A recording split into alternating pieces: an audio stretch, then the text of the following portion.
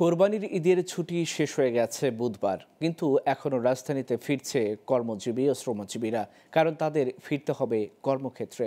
তবে স্বজনদের সঙ্গে ঈদ আনন্দ ভাগাভাগি করতে পেরে খুশি তারা। পাশাপাশি ফিরতি যাত্রায় কিছু ভোগান্তির কথা জানান অনেকেই। রাজধানীর কমলাপুর রেল স্টেশন ঘুরে মহিউদ্দিন শিবলির ক্যামেরায় আরও জানাচ্ছেন আলাউদ্দিন আল আজাদ।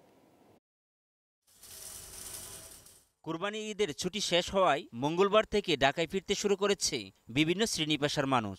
তাই বৃহস্পতিবার কমলাপুর রেল স্টেশনে ভিড় বেড়েছে জীবনের তাগিদে আবারও ঢাকায় আসা শ্রমজীবী ও কর্মজীবীদের।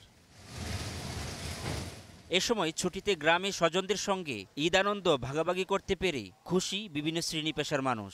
গ্রামে যাওয়া আসার বিভিন্ন কথাও জানান তারা। পরিবারের সঙ্গে ঈদ কাটার অনেক আনন্দময়, ঠিক আছে, আনন্দময় সময় কোরবানি দিছি, অনেক খুশিতে ঈদ কাটায় এসেছি। একটু ভিড় বেশি থাকলেও সুন্দরভাবে আসতে পারছি, ট্রেন ঠিক সময় মতো আসতে পারছে, ট্রেন ঠিক টাইমে আসতে পাই এবং আসতে পারছি ভালোভাবে। ঈদ ভালো কাটছে, যাওয়ার সময় সমস্যা হলে আসার সময় সমস্যা হয়নি। তবে ঢাকায় ফেরা মানুষের ভিড় খানিকটা কম হলেও কিছু যাত্রীর অভিযোগ ভোগান্তি নেই। মোটামুটি ভালো টাইম শিডিউল মেনটেন করেছে। আসার সময় একটু ভিড় বেশি ছিল, টিকিট পাওয়াটা একটু সমস্যা। ট্রেনের টিকিটটার ক্রাইসিস ছিল, অনেক দুর্ভোগ পাওয়াতে হয়েছে টিকিটের জন্য। হ্যাঁ, ঈদ অনেক ভালো লাগছে, কিন্তু আসার সময় আসলে অনেক বেশি টিকিট ওভাবে অ্যাভেলেবেল ছিল না, যার কারণে আসতে একটু কষ্ট হয়েছে।